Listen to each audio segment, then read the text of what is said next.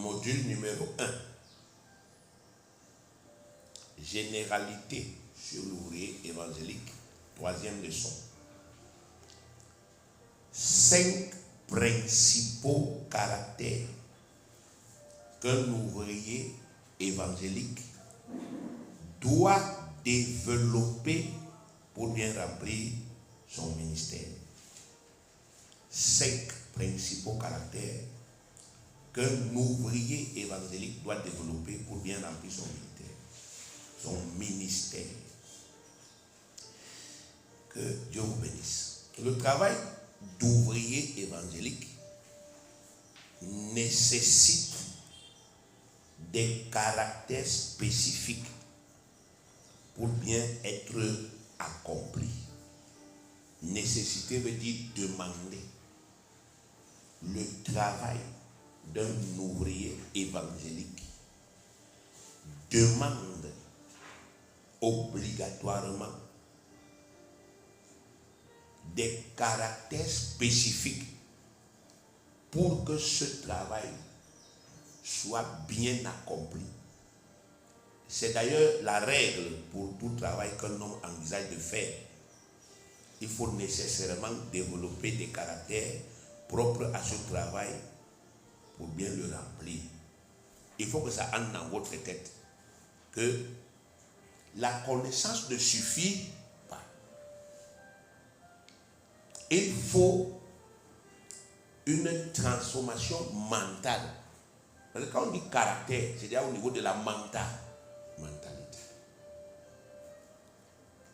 Et il ne faut pas que vous ayez l'impression qu'on vous harcèle. Quand on vous dit, vous devez développer une mentalité qui correspond à l'appel que Dieu vous a quoi? Adressé. Parce que ça marche ensemble. S'il n'y a pas de caractère qui correspond à l'appel, même s'il y a la connaissance, il n'y aura pas des effets. Et c'est ce que nous voyons aujourd'hui dans le milieu chrétien. Beaucoup de gens ont la connaissance, mais n'ont pas bâti les caractères. Et ça, ce qui se passe, c'est que ça se ressent lorsque ils sont en train de travailler. Ils rendent des ministères, mais des ministères qui sont stériles. C'est stérile. Parce que si eux-mêmes, sur le plan caractériel, n'ont pas été transformés, ils ne peuvent pas transformer les autres. Le caractère, c'est un attribut. Attribut, pourquoi? Parce que Dieu peut te le donner. Et les caractères que Dieu nous donne, ils sont spirituels. C'est aussi une qualité ou bien une propriété que nous-mêmes on peut développer. En réalité, l'utilité du caractère, c'est de favoriser et de faciliter le travail qu'on a décidé de faire. Quand un ouvrier évangélique développe tous les caractères qui vont avec son travail, alors il peut l'accomplir de la meilleure des manières et obtenir des résultats grandioses. Quand un ouvrier évangélique développe les caractères qui vont avec son travail, alors il peut accomplir son travail de la meilleure manière possible et obtenir des résultats grandioses. C'est pourquoi nous devons scruter les Saintes Écritures pour découvrir ensemble ces qualités fondamentales propres à un bon ouvrier évangélique. Amen. Donc l'objectif, c'est toujours le perfectionnement des saints. Il faudrait que le matériau que Dieu met à la disposition d'un apôtre, que l'apôtre travaille pour perfectionner ces gens. Et c'est pour cela qu'en tant qu'apôtre, nous ne sommes pas partisans de l'approximation. Amen. Amen. L'approximation, ça veut dire faire à peu près. L'apôtre Paul dit que je tends vers la perfection. Jésus a dit le perfectionnement.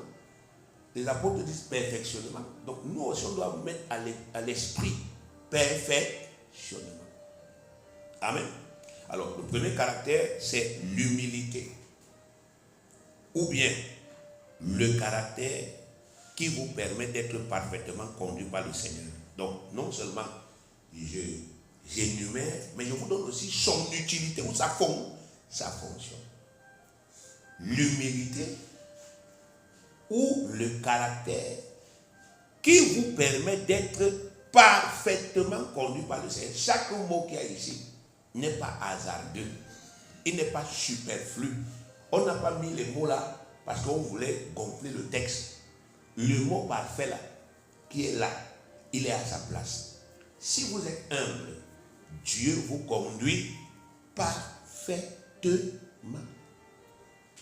Et si Dieu vous conduit parfaitement, votre pied ne connaît jamais une pierre. Vous n'allez jamais, n'est-ce pas, effectivement, vous retrouver dans, n'est-ce pas, des culs de sac. Ça veut dire là où la route est finie et tout est quoi? Bloqué. Jamais. Je dis jamais. C'est pourquoi vous devez prendre conscience de l'importance d'être conduit par le Seigneur parfaitement. Si c'est lui qui vous conduit, vous êtes sûr à 7000% que vous allez tracer votre route et atteindre vos objectifs. Vous allez réaliser parce qu'il va vous amener étape après quoi? Étape. Mais si ce n'est pas lui qui vous conduit, même si vous avez toute la connaissance, même si vous tracez vos propres routes et vous prenez des raccourcis, vous pouvez être sûr à 200 000% que vous allez échouer. Amen. Même si vous êtes l'ouvrier le plus talentueux de l'église, si vous n'êtes pas conduit par le Seigneur, vous allez certainement échouer lamentablement. Donc, vous avez besoin d'être premièrement rempli d'une très grande humilité. Acte 20, 19, c'est l'apôtre Paul qui parle ici. Et ça m'a beaucoup touché encore lorsque je travaillais encore cet enseignement. Acte 20, 19, il dit, servant le Seigneur en toute humilité, avec larmes et au milieu des épreuves que me suscitaient les embûches des Juifs. Mais est-ce que vous entendez ce que cet homme dit? Cet homme qui a ressuscité les morts, cet homme qui a, n'est-ce pas, effectivement guéri les gens, simplement le fait qu'on touche quelque chose qu'il a touché. Vous entendez ce que cet homme dit ici? Il dit qu'il a servi le Seigneur en toute humilité. Et il ajoute avec larmes, donc dans les pleurs. Tout ça vous étonne quand vous le voyez, le grand apôtre Paul. Vous ne pouviez pas imaginer qu'au-dedans c'était un homme fragile. C'était un homme qui à des moments il pleurait. Que Seigneur, Seigneur, est-ce que je ne te sers vraiment pas? Pourquoi c'est si difficile? Pourquoi c'est si dur? Pourquoi c'est si compliqué? Voilà ce qu'il vous dit. Que j'ai servi le Seigneur dans les quoi? Les larmes. Parce qu'il a bâti un caractère. Amen. Beaucoup n'acceptent pas de servir le Seigneur dans les quoi? Dans les larmes. Ils lui font même des procès. Ah, pourquoi? Pourquoi? Pourquoi? Moi, je vois ça à l'église. Je vois tel frère, je vois telle soeur qui se plaint de Dieu parce qu'il y a des problèmes, des difficultés dans sa vie. Regardez ce qu'il dit. Oh, et au milieu des épreuves que me suscitaient les embûches des Juifs, dont les gens mettaient des barrières, des blocages devant Paul pour rien. Il ne leur a rien fait. Il pleurait tous les jours. Mais Dieu lui a dit, ma grâce te suffit. L'humilité, c'est la modestie. L'humilité, c'est la simplicité. L'humilité, c'est cette qualité qui pousse celui qui la possède à se rabaisser lui-même devant celui qui est plus grand que lui, celui qui doit le conduire, celui qui doit prendre les décisions, celui qui est le chef, afin de lui obéir scrupuleusement. Donc, c'est une qualité, une vertu qui est en l'homme. Quand l'homme, n'est-ce pas, effectivement, accepte le Seigneur, il est capable de construire cela. cette vertu, ça pousse l'homme à reconnaître que lui là, il est au-dessus. Lui là, il est plus grand, lui là, il est plus puissant. C'est donc lui qui doit me conduire. Philippiens 2, versets 5 à 8, c'est l'exemple du Seigneur Jésus. Ayez en vous les sentiments qui étaient en Jésus-Christ. Verset 6. Lequel, existant en forme de Dieu, n'a point regardé comme une proie à arracher d'être égal avec Dieu, mais s'est dépouillé lui-même en prenant une forme de serviteur, en devenant semblable aux hommes, et ayant paru comme un simple homme, il s'est humilié lui-même, se rendant obéissant jusqu'à la mort, même jusqu'à la mort de la croix. Amen. Ici, il s'agit de l'exemple de notre Seigneur Jésus-Christ. Et comme vous pouvez le noter, il y a un lien entre l'humilité et l'obéissance. Le Christ Jésus, bien qu'étant l'égal de Dieu, l'égal de son Père, en termes de pouvoir et en termes d'autorité pendant qu'il était sur la terre, n'a jamais contesté avec son Père. Il n'a jamais contesté. C'est-à-dire qu'il n'a jamais affronté son Père comme ça. Pour dire non, moi je suis ton égal, j'ai aussi ton pouvoir, donc je peux aussi décider. Jamais. Au contraire, il a reconnu que le pouvoir qu'il possédait, qu'il avait reçu, venait du Père. Il l'a reconnu. Matthieu 11, verset 27a. Toutes choses m'ont été données par mon Père. Matthieu 28, verset 18. Jésus s'étant approché, leur parla ainsi. Tout pouvoir m'a été donné dans le ciel et sur la terre. Vous voyez, sur la terre, des gens commettent un péché tous les jours dans l'église. Ils prennent Jésus-Christ, ils mettent au même pied d'égalité que son Père. Mais voilà Jésus-Christ qui lui-même dit ici, c'est le Père qui m'a donné. Mais vous avez des gens sur la terre qui sont dans les religions chrétiennes, soi-disant, mais qui vous disent tous les jours que Jésus-Christ est Dieu et qu'il est souverain. Mais le Jésus-Christ là lui-même vous dit ici que toutes choses m'ont été données. Il reconnaît qu'il y a quelqu'un qui lui a donné. Il le reconnaît. Bien aimé, c'est de l'humilité. Il reconnaît cela. Il reconnaît que son Père est plus grand que lui. Lisons Jean chapitre 14, verset 28. Vous avez entendu que je vous ai dit, je m'en vais et je viens vers vous et je reviens vers vous. Si vous m'aimiez, vous vous réjouiriez de ce que je vais au Père, car le Père est plus grand que moi. Voici des déclarations. Ce n'est pas des déclarations d'une église, d'une religion. C'est des déclarations du Fils de Dieu. Il dit, le Père est plus grand que moi. Pourtant, ils ont inventé une doctrine ici qu'ils appellent la Trinité, là où le Père est égal au Fils. Vous voyez ça, bien aimé. Nous voyons le Seigneur qui reconnaît qu'il y a quelqu'un qui est plus grand que moi. Et donc, à cause de cette, n'est-ce pas, de cette conscience-là, il a jugé que c'était la volonté du Père qu'il devait accomplir et non pas la sienne. Même si ce qu'il pensait n'était pas toujours mauvais.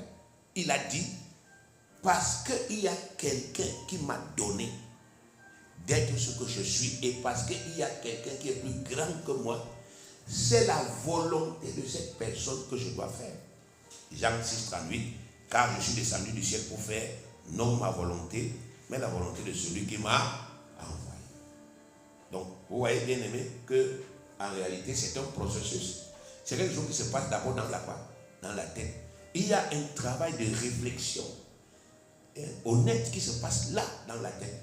Et c'est ça qui aboutit donc à des conclusions. Je dois me soumettre. Je dois faire la volonté de celui qui m'a envoyé. Et à cause de cette humilité, Dieu a pu le conduire aisément dans la voie que lui-même Dieu avait tracée pour son Fils. Et il a pu l'amener où il se trouve maintenant, c'est-à-dire dans la gloire éternelle. Ouais, pendant que Jésus-Christ était sur terre, bien-aimé, Dieu avait déjà une finalité. La finalité, c'était que Jésus va s'asseoir à la droite de son Père. Mais pour cela, il fallait que Jésus vive d'abord 31 ans sur la croix, sur la terre. 30 ans d'apprentissage, 1 an de ministère. Et il fallait qu'il remplisse exactement toutes les cases que Dieu avait prévu qu'il doit remplir. Il devait mettre ses pieds là où Dieu avait dit qu'il doit mettre ses pieds. Bien aimé. Et pour finir, nous voyons que il s'est assis à la droite du Père.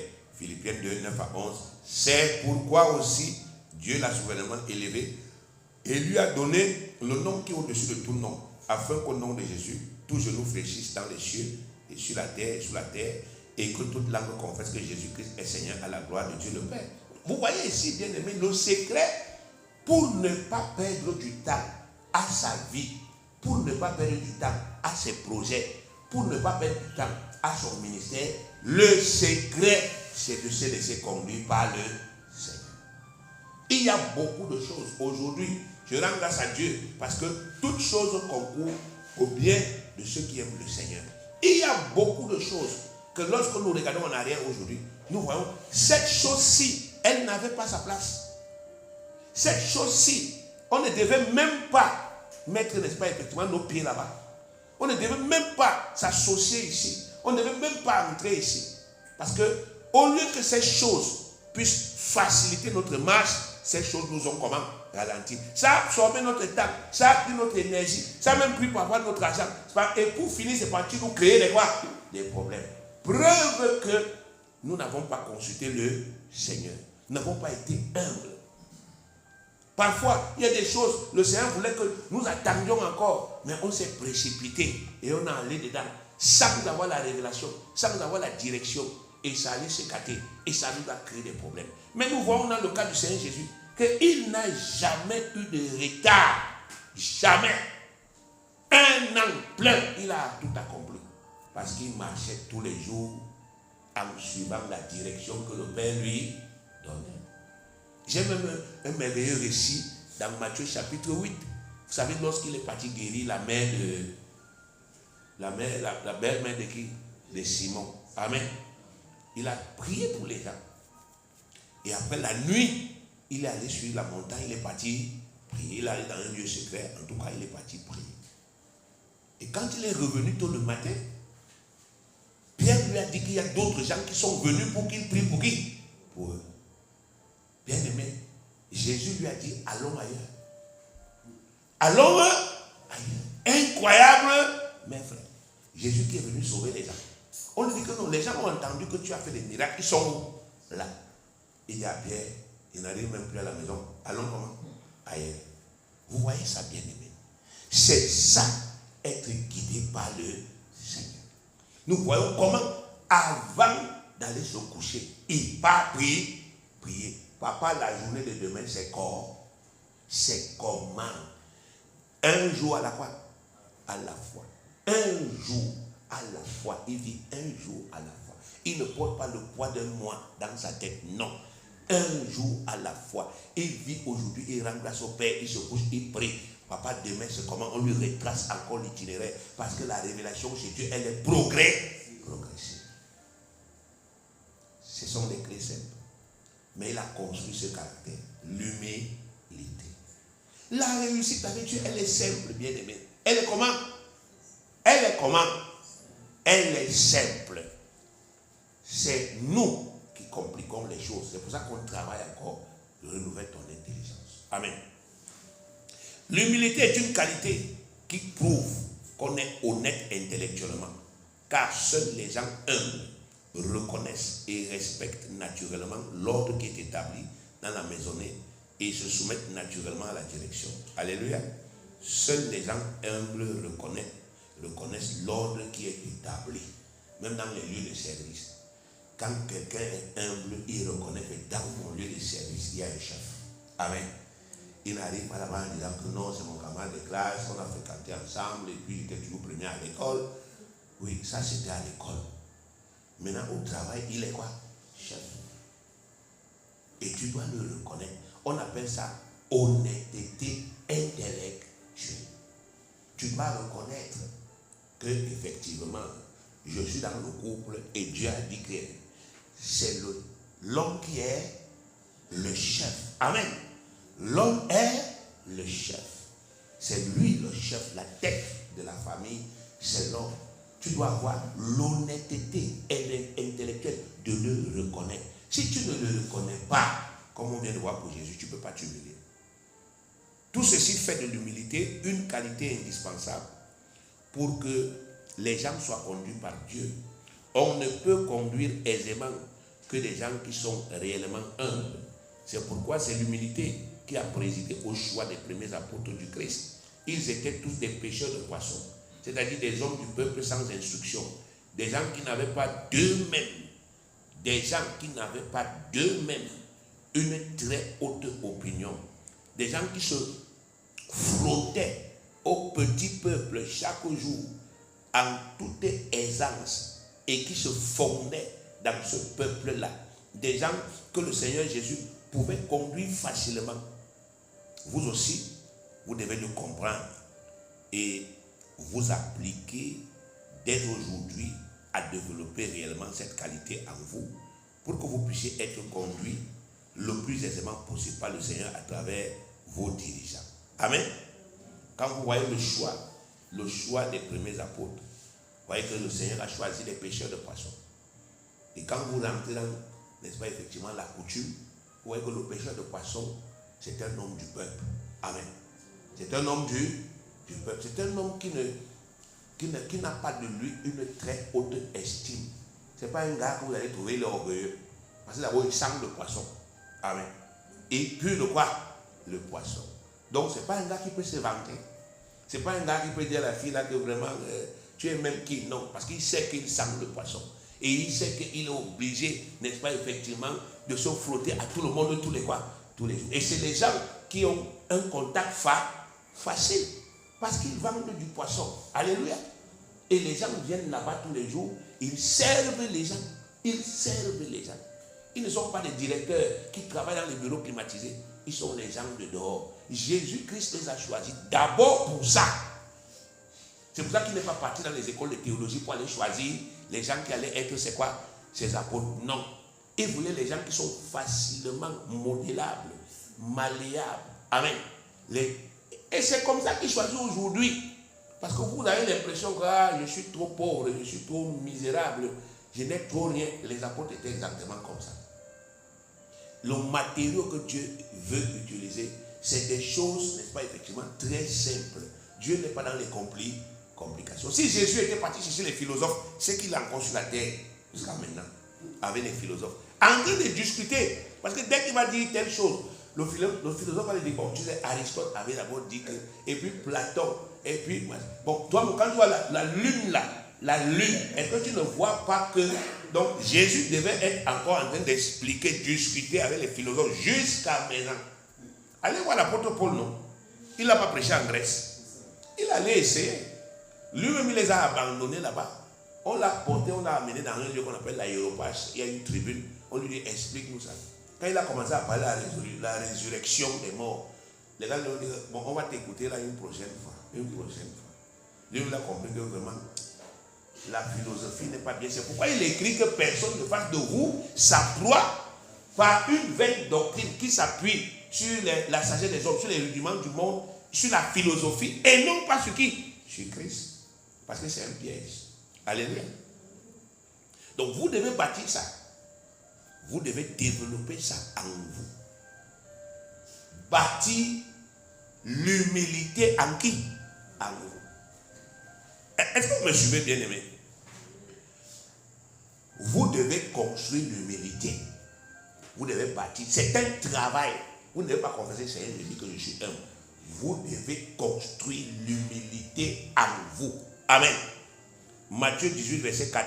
C'est pourquoi quiconque se rendra humble comme ce petit enfant sera le plus grand dans le royaume des cieux.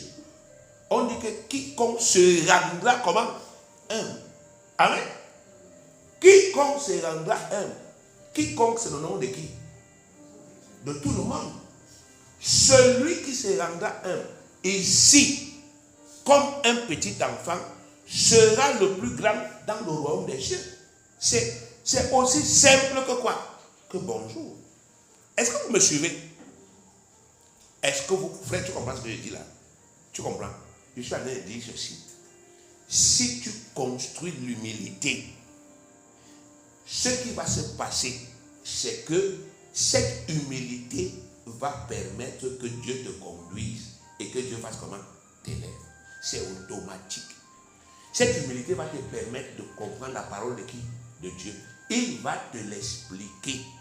Cette humilité va te permettre de comprendre ton ministère. Parfois, il y a des choses que nous, on enseigne. Ça entre ici, ça sort ici. Mais dans ta relation humble avec Dieu, il va te guider et tu vas comprendre. Amen. Mais s'il n'y a pas ça, il ne peut pas. Il ne peut pas. Colossiens 3,12. Ainsi donc, comme des élus de Dieu, saints et bien-aimés, revêtez-vous d'entrailles de miséricorde, de bonté, d'humilité, de douceur, de patience. Amen. Alors, pour construire donc cette humilité, qu'est-ce que vous devez faire? Amen. Vous devez faire comme Jésus a fait. Vous devez reconnaître qu'il y a une hiérarchie que Dieu a établie dans l'église. Et vous devez la respecter. 1 Corinthiens 12, 28. Et Dieu a établi dans l'église premièrement les apôtres, secondement des prophètes, troisièmement des docteurs, ensuite ceux qui ont le don des miracles, puis ceux qui ont le don de guérir, de secourir, de gouverner, de parler de diverses langues, etc. Amen. Ici, nous voyons que Dieu est un Dieu d'ordre. Amen. Dieu est un Dieu de quoi? D'ordre. La première des choses pour construire cette humilité, parce que beaucoup parmi vous là ont buté dans cette question.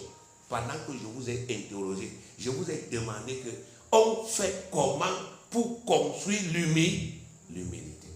Et beaucoup ont buté. Ils ne m'ont pas expliqué. Et c'est ça que je suis en train de faire comme à jour aujourd'hui. Je vous dis que pour construire l'humilité, c'est un travail de réflexion et de raisonnement que vous faites ici. Vous reconnaissez qu'il y a une hiérarchie. Je suis à l'église, il y a une quoi? Une hiérarchie. Et la hiérarchie, ce n'est pas les nominations. Amen. Des hommes, ce n'est pas les votes. Parce que vous savez, dans la société, on peut voter quelqu'un qui ne mérite pas. Amen. On peut voter quelqu'un qui ne mérite pas. Dans la société, on peut nommer quelqu'un qui ne mérite pas. Jamais chez Dieu. Jamais chez qui? Chez Dieu. Dieu ne nomme et n'établit que ceux qui le méritent. Donc si vous arrivez à l'église et vous voyez quelqu'un que Dieu a établi comme l'autorité, sachez que, bien aimé, Dieu vous dit, c'est lui qui est le responsable, c'est lui qui est le dirigeant, c'est lui que vous devez suivre, c'est à travers lui que Dieu va vous conduire. Amen. Même chose pour la famille. Vous savez, bien aimé, quand je regarde les soeurs qui ne sont pas encore matures, vraiment, j'ai ri souvent. Quand je vois les plaintes d'une soeur. Non, vraiment, il dit toujours des choses, même qui ne me plaisent pas. Qui vous a dit que le rôle d'une autorité, c'est de plaire aux gens? Le rôle d'une autorité, c'est de donner une direction. Que ça vous plaise, que ça ne vous plaise pas, à partir du moment où le chef a donné une direction, bien aimé, si je suis humble, je reconnais qu'il est le roi, le chef. Et je suis ça. Il y a des choses, bien aimé, que vous allez comprendre seulement après avoir obéi. Il y a des connaissances, des convictions que vous allez atteindre seulement parce que vous avez obéi.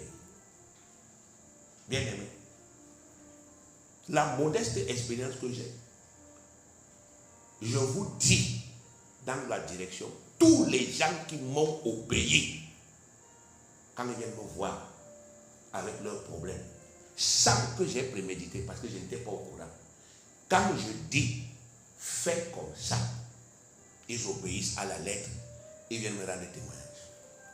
Une dame était venue me voir ici parce qu'elle avait pratiquement un problème inexplicable. C'est-à-dire, elle a épargné son argent dans une assurance qui s'appelait à l'époque All Life. Elle a épargné son argent où? Là-bas. Bon, maintenant, ce qui s'est passé, c'est que l'assurance, là, All Life, là, ça a fusionné avec une autre assurance. C'est devenu ce qu'on appelle aujourd'hui Saham Assurance. Elle est partie là où il y avait All Life. On lui a dit que, ah, c'est fini, nous on n'a plus rien ici. Donc, il faut seulement te battre chez Saham. Elle est partie chez Saham. On lui a dit là-bas que on a déjà tout épuré. Nous, on n'a plus rien à devoir à payer aux gens qui étaient dans All Life. Elle a fait toutes les tentatives, même au niveau de la justice. Ça n'a rien donné. Elle est venue me voir. Elle m'a expliqué cette situation. Je lui ai dit, je vais te répondre dans une semaine. Et j'ai commencé à dire à Dieu, Père, que dois-je dire à cette femme? Que dois-je faire? La situation, la voilà. Après une semaine de ça, elle m'a dit, dis-lui qu'elle prenne le bus. Elle entre dans le bus, elle parle en langue. Jusqu'à Douala. Quand elle a sommeil, elle dort. Quand elle se réveille, elle parle en langue. Elle entre au bureau de ce monsieur. Elle lui dit, je suis venu prendre mon argent. Elle lui remet seulement les dossiers. Elle parle en langue. J'ai appelé cette femme. Je lui ai dit, voilà ce que le Seigneur a dit. Elle a fait exactement comme je vous dis là.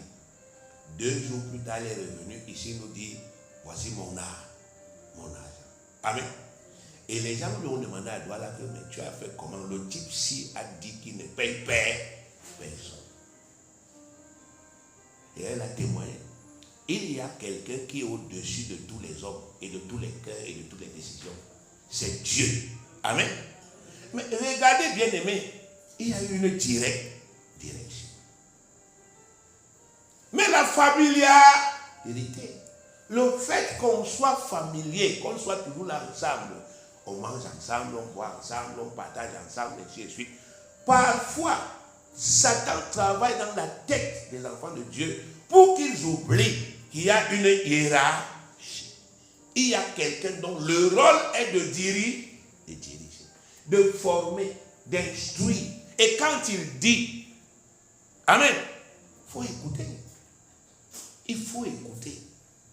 Alléluia.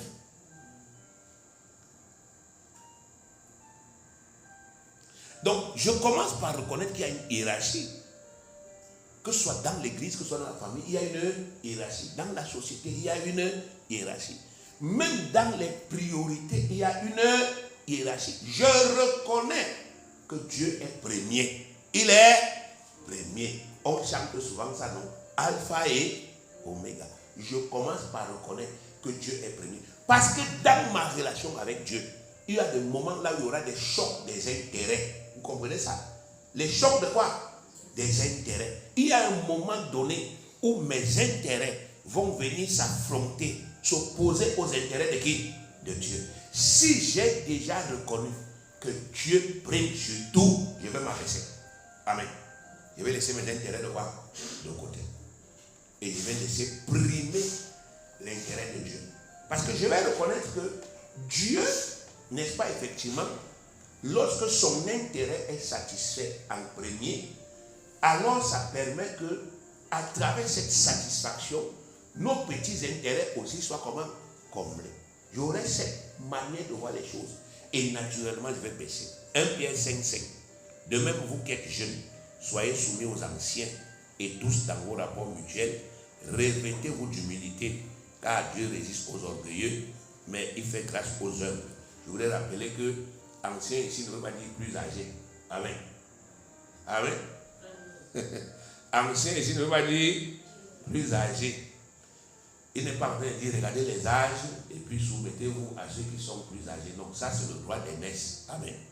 Ancien ici veut dire ceux qui ont plus d'ancienneté dans la parole de Dieu, dans le ministère, dans le travail. Amen. Quelqu'un peut avoir commencé cette histoire à 10 ans, à 18 ans, il est déjà un ancien. Toi qui es venu après lui et qui a 5 ans, soumets-toi à qui? À lui. Ne l'envoie pas après le culte pour faire épuiser l'eau. Non. Jamais de la vie. Vous devez reconnaître qu'il y a des gens que Dieu a établis pour vous enseigner sa parole, pour vous former et pour vous conduire dans sa voie. Vous devez reconnaître que ces gens sont au-dessus de vous, qu'ils connaissent mieux que vous, et vous devez les respecter et vous soumettre docilement à leur autorité afin qu'ils vous dirigent facilement. Amen. C'est Hébreux 13, verset 7. Obéissez à vos conducteurs et ayez pour eux de la déférence, car ils veillent sur vos âmes comme devant en rendre compte. Qu'il en soit ainsi, afin qu'ils le fassent avec joie et non en gémissant, ce qui ne vous serait d'aucun avantage. Est-ce que vous comprenez la parole ici? Chaque fois qu'un homme de Dieu s'occupe de vous en gémissant, chaque fois qu'un homme de Dieu se plaint de vous dans son cœur, vous n'avez aucun avantage à tirer de qui? De lui. Même s'il prie, ces prières-là ne vous apportent rien. Parce que vous faites du mal à son quoi? À son cœur. Lui qui veille sur vos âmes. C'est ce qui est écrit. Et il doit rendre compte. Le Seigneur va me demander que, mais Abraham, le frère tel. Je dis, mais père, me voici ici. Je leur ai donné le rendez-vous pour qu'ils viennent se former. Toi, tu sais là où ils sont partis. Mais moi, je suis où? Je suis là. Voici les dispositions que j'ai prises. Donc, si ce père ne m'impute pas sa perdition. Amen. Même certains qui étaient là avant, qui se sont tombés. Mais Seigneur, je suis toujours là. Est-ce qu'il y a quelqu'un qui est revenu et je l'ai chassé? Non. Amen. Donc, il ne faut pas m'imputer. Si quelqu'un va mourir dehors là-bas, ne dites pas que c'est qui? C'est moi. Amen. Donc, vous devez comprendre l'importance, bien aimé, de prendre conscience que Dieu a établi un ordre, une hiérarchie. Parce qu'il n'est pas le Dieu du désordre. Le désordre, bien aimé, le désordre, la cacophonie, c'est ça qui permet au diable de se développer. Quand dans une assemblée, il y a du désordre, l'adversaire se développe là. Vous vous asseyez avec du sang, vous en rendez quoi? Comme. Parce qu'il y a du désordre. Les choses ne sont pas à leur place. N'est-ce pas, effectivement, l'ordre établi, la hiérarchie n'est pas respectée. Les priorités ne sont pas respectées. Ce n'est pas seulement une question de respect des personnes. C'est aussi une question de respect des priorités. Amen.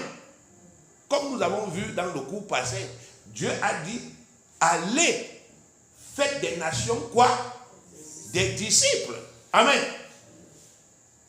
Faites des nations des disciples. Quel est le rôle d'un ministère chrétien? Fabriquer des disciples.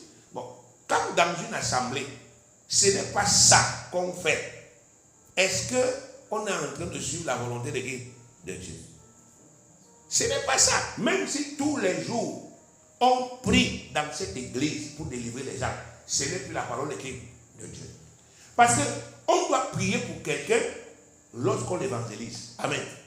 Après l'avoir évangélisé, on doit le former pour qu'il soit autonome et qu'il commence à prier pour les autres. Si vous faites 5 ans, 6 ans et que cette autonomie, on ne vous la donne parce que quelque chose est tronqué, biaisé dans le ministère, il faut former les disciples. Parce que si vous ne le faites pas, si moi aujourd'hui je ne forme pas les disciples, ce qui va se passer, c'est que quand je vais mourir, l'église va s'éclater.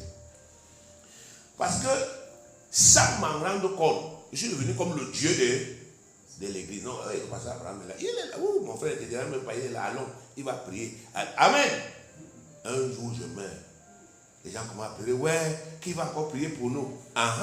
Donc, depuis tout ce temps, le pasteur Abraham, au lieu de former les disciples, il a passé le temps à former des moutoukou. Amen.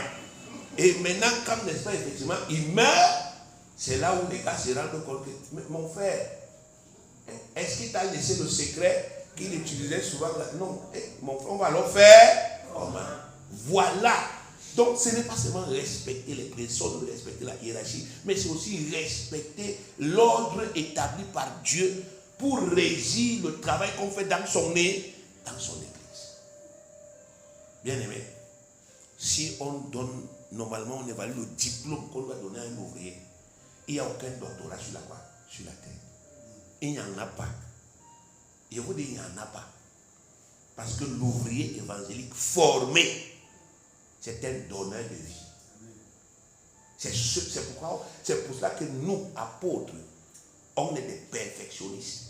Les gens ne nous comprennent pas. Parce qu'ils ne connaissent pas ce que nous, on connaît. Ils connaissent parce que Dieu nous a inspirés. Ils n'ont pas vu ce que nous, on a vu. Parce que quand je discute souvent avec les gens, je dis, mon frère, est-ce que tu as posé tes mains sur les yeux de quelqu'un? Et ça a commencé à voir. Non. Ne discute pas quand je te parle. Amen. Ne discute pas quand je te parle. Est-ce que tu as déjà arrêté un paralytique? Le vrai, il est couché comme ça. Et tu lui dis, lève-toi, il se lève. Tu as déjà fait ça? Non. Ne discute pas quand je te parle. Je sais ce que ce Dieu est capable de faire avec nous. Amen. Et je sais que voici la route. Il faut aller dans le sens de se perfectionner dans les plus petits détails.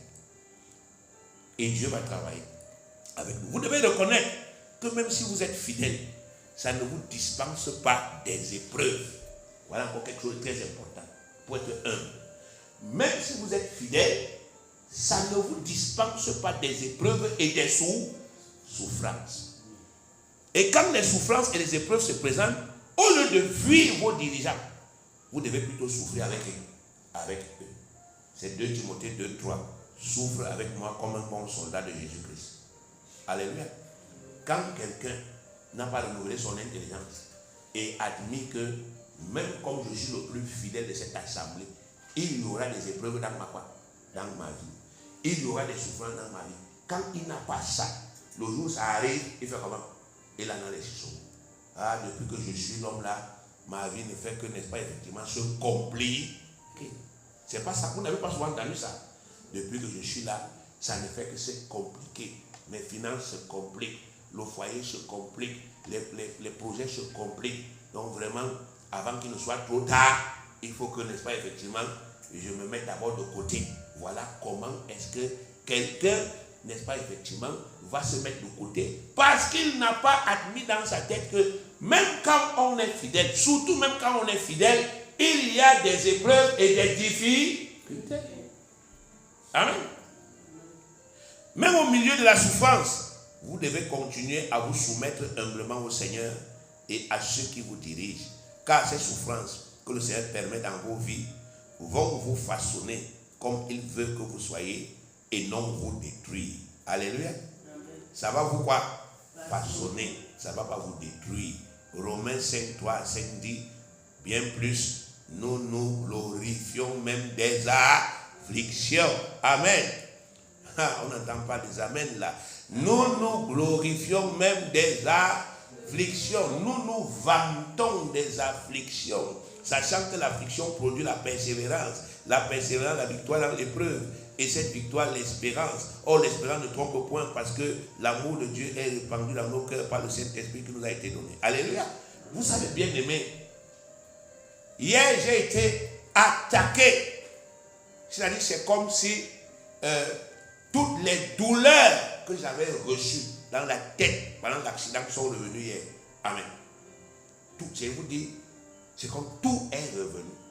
Et si je veux ouvrir la bouche, je n'y arrive pas. J'ai le choix. Soit je commence à me plaindre.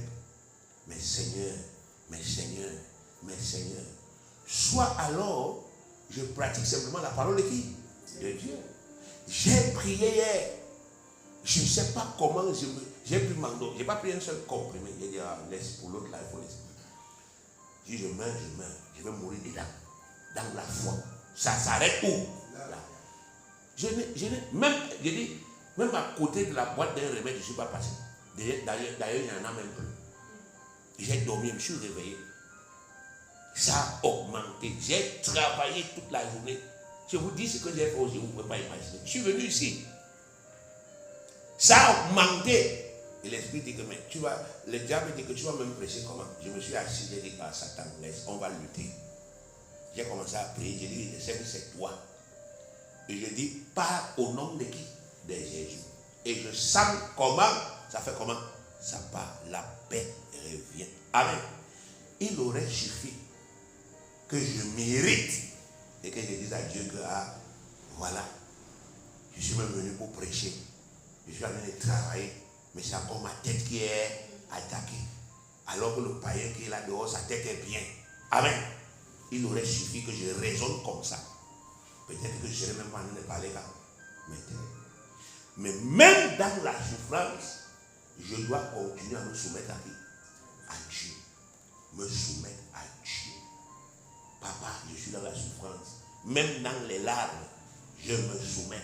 Parce que je sais que cette souffrance n'est pas pour me détruire. Elle est pour me bâtir. Amen. Elle est pour me construire. Elle est même pour m'émonder. Vous connaissez ce qu'on appelle l'émonder quelqu'un, non? On vous enseigne dessus.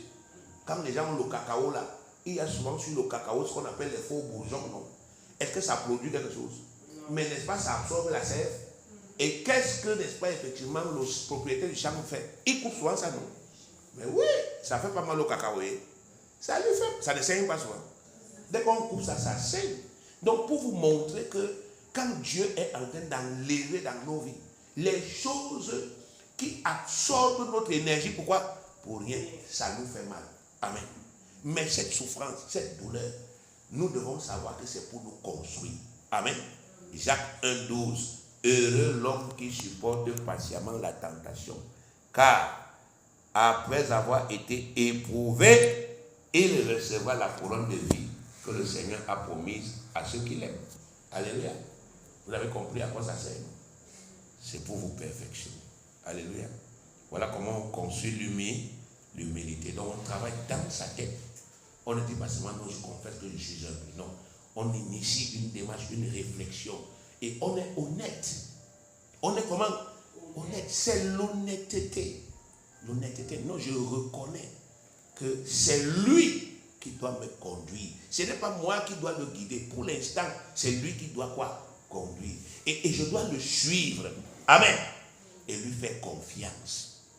Et Dieu va l'utiliser pour faire de moi quelqu'un. Alléluia.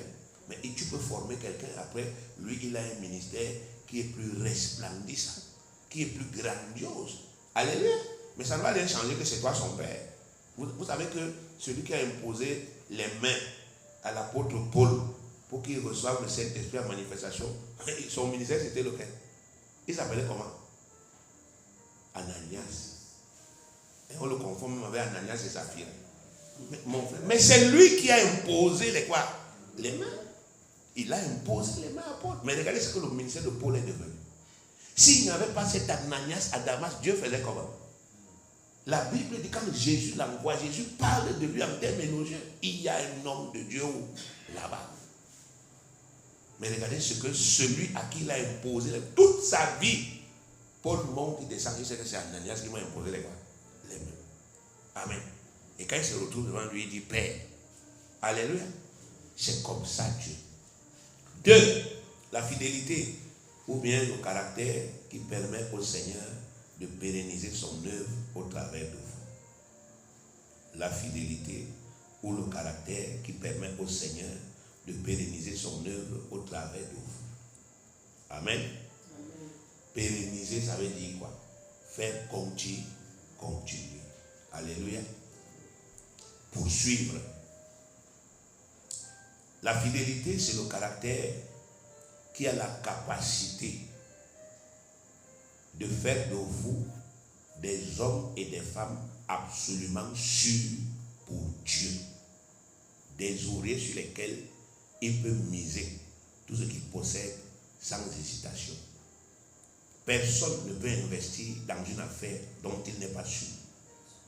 Si vous voulez que Dieu investisse en toute quiétude tout ce qu'il possède en vous, soyez simplement des hommes et des femmes sûrs à 100%.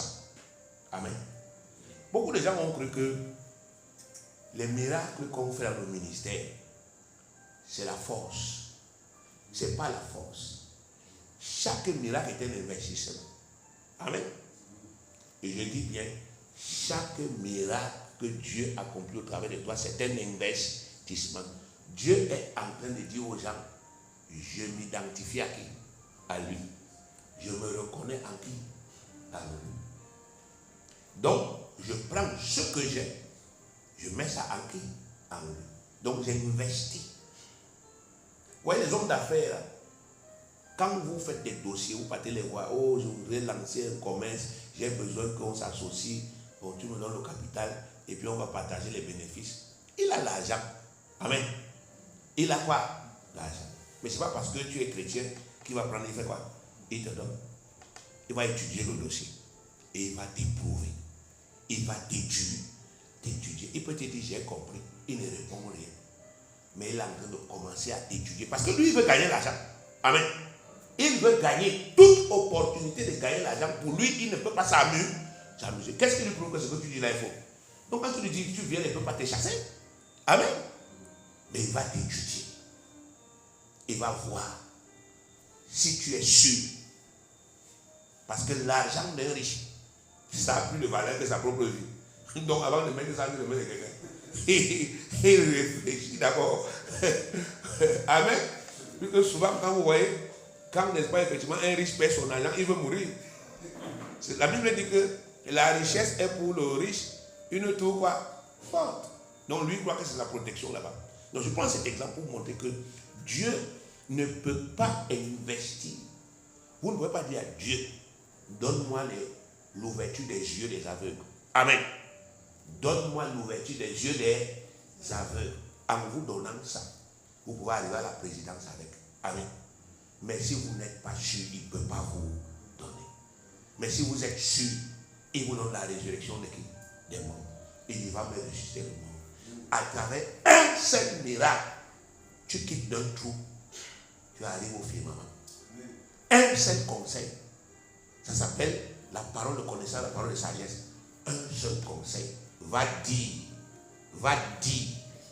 au président que, va dire à ton chef que, un seul conseil que tu vas lui dire, une seule révélation, on t'élève. Amen. On fait comment? On t'élève. Mais pour faire ça, il faut que tu sois quelqu'un de sûr. Alléluia.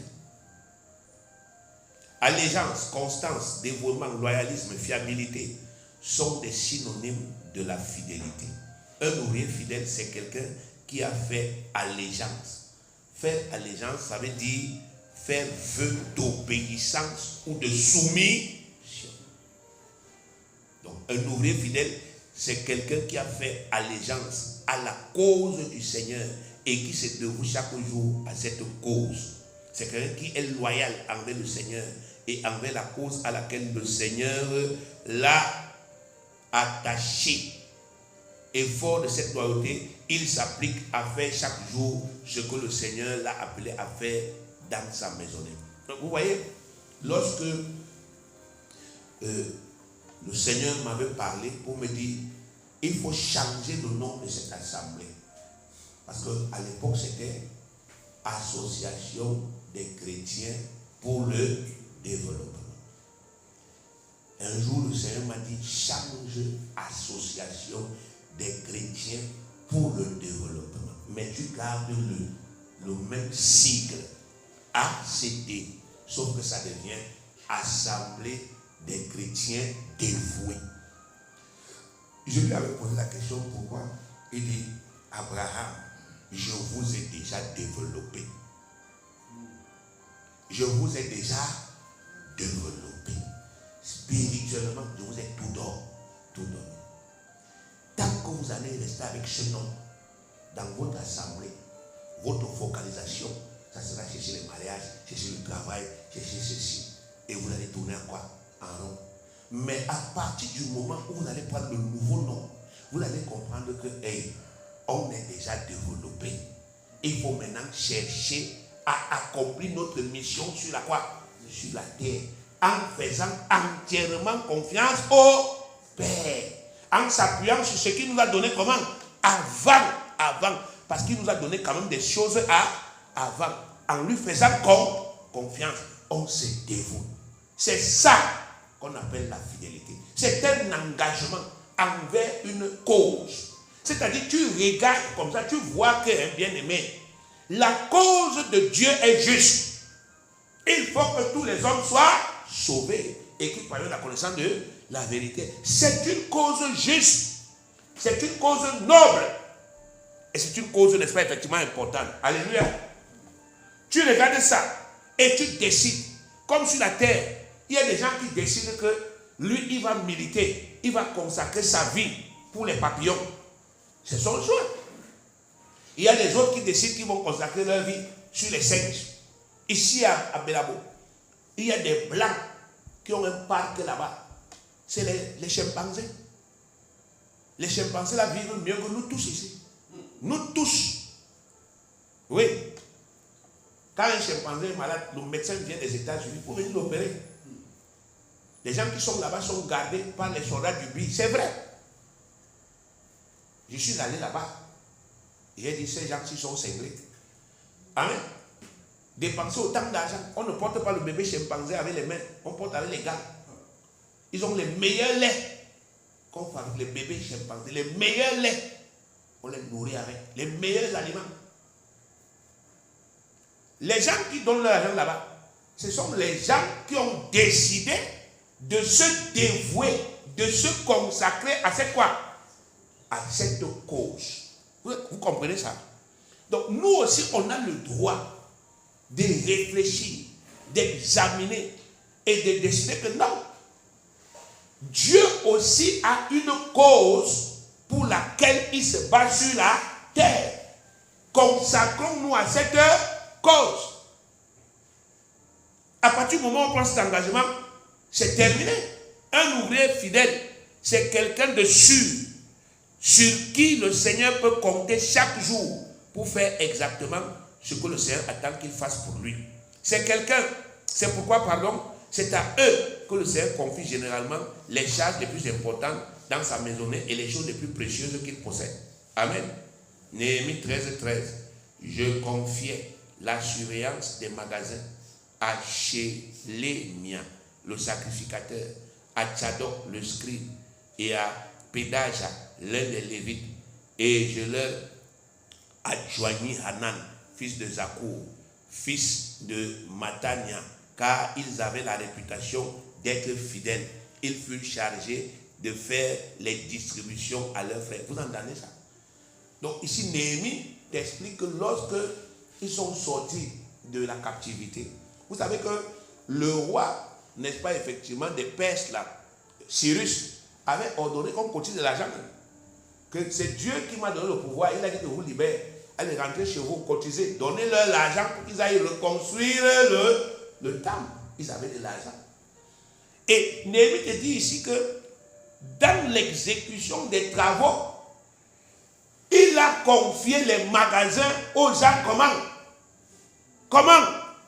Fidèles. Les gens du peuple, on lui a dit, tel est fidèle. C'est à lui qu'il a confié les quoi? Les magasins. Et son cœur était comment? En paix. 2 Timothée 2:2. Et ce que tu as entendu de moi en présence de beaucoup de témoins, confie-le à des hommes fidèles qui soient capables de l'enseigner aussi à d'autres. Voilà le verset. Vous voyez que j'ai décidé de ne plus publier à Internet, de ne plus ouvrir la formation à tout le monde. Voilà le verset que le Seigneur m'a donné en début de cette année. Il m'a dit, Abraham, il ne faut pas disperser tes énergies. Forme les gens qui veulent se quoi? Se former. Ce que tu as, enseigne ça aux gens. Il n'a pas dit publie, enseigne. Aux gens qui vont publier, non. Qui vont aussi quoi? Enseigner. Voilà l'ordre de Dieu. On enseigne une personne et la personne enseigne une autre quoi? Personne. Et la personne enseigne une autre personne. 1 an plus tard, on est 10, 15, 20, 30 à avoir été comment? Enseigné. Voilà le principe. Les hommes fidèles. Quoi qu'il arrive, les ouvriers fidèles demeurent toujours loyaux envers celui qu'ils ont reconnu comme le guide et à qui ils ont décidé d'obéir. Quoi qu'il arrive, ils sont fidèles. Ils sont loyaux. 2 Samuel 22. Et tous les hommes d'Israël s'éloignèrent de David et suivirent Sheba, fils de Bikri. Mais les hommes de Juda restèrent fidèles à leur roi et l'accompagnèrent depuis le Jourdain jusqu'à Jérusalem. Donc il y a eu un moment donné où, bien aimé, il y a eu une sédition, une division parmi les gens avec lesquels David marchait. Tout le monde est parti, sauf Juda. Juda a dit, tu es notre roi. Même si tu as fait quoi? Nos pieds, c'est tes pieds. On est ton pied, notre quoi? notre pied. Voilà pourquoi Dieu peut miser sur les hommes fidèles. Alléluia. Parce que ce sont des gens sûrs. Ce sont des gens comment? Sûrs. Ce n'est plus des gens, n'est-ce pas, effectivement, qui tergiversent. Ils ont pesé le pour et le quoi? Et le contre. Et ils ont compris. Il faut que je m'implique. Il faut que je m'implique dedans. Je me dévoue, je me consacre. Ils sont sûrs. Amen. Si vous devenez un homme sûr pour Dieu, un homme qui dit une chose et il fait, une femme qui dit une chose et qu'elle fait, vous voulez que Dieu aille chercher l'autre où?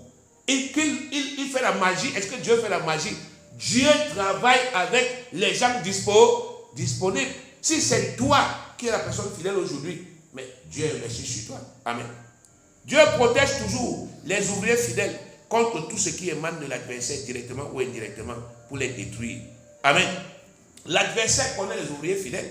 Il connaît les gens qui ont décidé d'être fidèles au ministère, fidèles à la doctrine, fidèles à la vision. L'adversaire les connaît. Il sait que voilà les gens sur qui Dieu investit, c'est pourquoi il les attaque. Parce qu'il sait que s'il est détruit, il va porter un coup à qui? À Dieu. Et c'est aussi pourquoi Dieu les protège. C'est pourquoi les hommes fidèles réussissent toujours avec Dieu, car ils jouissent de sa protection permanente. En permanence, ils sont couverts. Psaume 31, verset 24. Psaume 31, verset 24. Aimez l'Éternel, vous qui avez de la piété. L'Éternel garde les fidèles et il punit sévèrement les orgueilleux. Psaume 37, verset 28. Car l'Éternel aime la justice et il n'abandonne pas ses fidèles. Ils sont toujours sous sa garde, mais la postérité des méchants est retranchée. Psaume 97, verset 10. Vous qui aimez l'Éternel, haïssez le mal. Il garde les âmes de ses fidèles. Il les délivre de la main des méchants. Vous voyez ça? Fidèles. Bien-aimés, ceci est valable même pour vous. Quand quelqu'un est fidèle envers vous et que votre téléphone sonne, même si vous n'aviez pas prévu de vous lever, vous faites comment? Vous vous levez à cause de sa fidélité. Quand il dépose un dossier sur votre table, vous voyez son nom, vous dites non, ça c'est un homme fidèle, c'est une femme fidèle. C'est quelqu'un de sûr. Vous traitez cela. Donc c'est la fidélité qui permet que Dieu, amen, puisse investir sur vous. Quand Dieu voit la fidélité, il voit comment vous avez construit la fidélité. Il commence à faire des dépôts. 5 000, 10 000, 100 000, 1 million. Amen. Proportionnellement. Il fait des dépôts. Vous lui parlez. Vous lui parlez. Vous croyez que Dieu avait exaucé Anne pourquoi? Vous croyez que c'est pourquoi? C'était la fidélité. Amen. Anne était une femme comment? Fidèle. Et Dieu voyait la fidélité de Anne. Dans quoi? Dans quoi? Dans ses attitudes. Malgré le fait qu'elle était stérile, elle n'a jamais manqué une communion. Amen. Jamais manqué une communion. Elle n'a jamais cessé de pratiquer les lois. Donner. Elle n'a jamais, n'est-ce pas effectivement, méprisé, négligé de pratiquer les lois que Dieu a dit de pratiquer. Or, beaucoup de gens aujourd'hui, dans les églises, ils ne pratiquent plus les lois parce que ça ne va pas dans leur quoi. Dans leur, vous avez des gens qui vous disent, ah, ça fait 5 ans, ça fait 10 ans. Anne, ça faisait combien de temps? Mais elle était toujours là. Chaque sabbat, elle est là-bas. Elle prend la portion qu'elle a apportée, donne à qui? À Dieu. Dieu a vu ça. Il a dit que c'est une femme sur qui je peux miser. Amen. Si vous l'avez compris alors, attelez-vous à devenir un peu plus fidèle chaque jour, afin que vous deveniez pour Dieu ses ouvriers avec qui il va travailler sans crainte pour bâtir et pérenniser son œuvre sur la terre. Il ne travaille qu'avec les fidèles. Psaume 37, verset 3. Confie-toi en l'Éternel et pratique le bien. Aie le pays pour demeure et la fidélité pour pâture. Mange dans la fidélité ou bien nourris-toi de la fidélité. Proverbe 3, que la bonté et la fidélité ne t'abandonnent pas. Lis-les à ton cou, écris-les sur la table de ton cœur. Amen. Ésaïe 11, 5. La justice sera la ceinture de ses flancs et la fidélité la ceinture de ses reins. Amen. Comment on fait pour bâtir la fidélité? Bien aimé, commencez à bien faire les petites choses que Dieu vous commande de faire chaque jour. Alléluia. Amen. Écoutez-moi bien. On bâtit la fidélité en commençant à bien faire toutes les petites choses que Dieu vous commande de faire chaque jour. Vaquer fidèlement à la prière, entretenir la maison de Dieu, étudier la parole de Dieu, appliquer rigoureusement le peu de connaissances que vous avez déjà acquises, prêcher la bonne nouvelle à une personne qui a soif dans votre entourage, prendre soin d'une âme insignifiante qui ne veut rien dire à vos yeux, mais que Dieu vous a confié, vous contenter du peu que Dieu vous donne aujourd'hui et le servir avec cela, car la vraie fidélité s'apprend dans les petites choses. C'est ça. Luc 16, 10. Celui qui est fidèle dans les moindres choses, l'est aussi dans les grandes. Et celui qui est juste et injuste dans les moindres choses, l'est aussi dans les grandes. Amen. Donc Dieu te dit que si tu veux construire la fidélité, commence par les petites choses.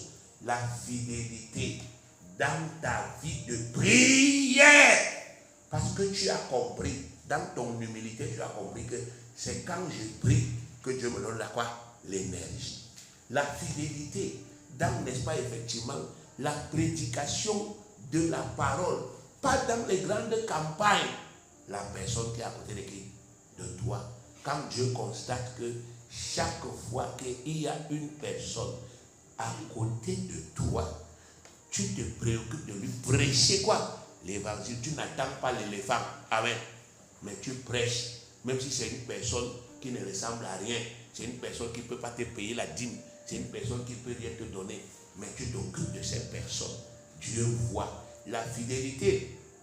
Dans, n'est-ce pas, effectivement, comment tu t'occupes de la maison de qui? De Dieu. Comment tu remplis le peu que Dieu t'a confié aujourd'hui dans le cadre du ministère. Les responsabilités que tu as aujourd'hui qui sont petites comme ça. Amen. Comment tu les remplis? Comment tu fais? C'est là où Dieu voit. Si Dieu voit que tu traites ces choses comme de l'or, les choses là, c'est comme l'or à tes yeux, il va te confier les grandes choses. Amen. Tu ne peux pas commencer subitement à gérer 4 milliards. Dieu va voir comment tu gères d'abord 50 000. Amen. 32 000. Comment tu gères ce qui est petit. Dieu va voir comment tu fais quand tu es à un petit niveau. Et il va voir si, n'est-ce pas, effectivement, il voit que tu es fidèle, que tu fais tout bien. Amen. Tu fais tout bien. On ne te reproche rien. Les chaises, c'est toujours propre. Amen. Dieu va te bénir. Comment Dieu a fait pour confier à David des hommes? Il lui a d'abord confié les moutons. Est-ce qu'un mouton est mort? Non. David a abandonné un mouton parce que le lion est venu? Non. Dieu a compris. Dieu parle à la manière des hommes. Dieu a compris que voilà un homme qui est capable de donner sa vie pour un mouton. Alors que c'était nous, le lion arrive. Tu dis, lion, les gars qui sont là-bas, mangez-les. Moi, je donne ma vie pour un animal, ils sont malades. D'abord, celui-ci même, il était têtu. C'est toi qu'on va manger, nous, en premier. Nous, on va commencer à maudire les moutons. Mais David, lui, dit que quand le lion vient, je prends le bâton. Je n'ai pas affronter le lion pour protéger le mouton. Amen. Et Dieu lui a dit, tu es fidèle avec les moutons, tu seras fidèle avec les hommes. Alléluia. Moïse, la fidélité de Moïse. Quelqu'un qui était un prince, il est devenu le serviteur de son beau-père. Le serviteur de qui? De son beau-père. Son beau-père lui fait le mariage. Son beau-père lui donne la femme. Amen. Il arrive là-bas, il y avait beaucoup de femmes comme ça. Son beau-père a dit, tu prends celle-ci. Il a pris. Il reconnaît que je n'ai rien. Je prends ce qu'on me donne avec bon cœur. Il se met à travailler dans la famille. Il élève les moutons. Dieu a compris que celui-ci, qui sert un homme fidèle, il peut me servir. C'est toujours dans les petites choses que Dieu lui voit. Pendant que les autres attendent. Donc quand l'église va changer, vous allez voir. Amen. Mais on ne va jamais rien voir dans sa vie. Mais on verra dans les vies des autres qui ont été fidèles dans peu de quoi? Peu de choses. C'est comme ça qu'on apprend.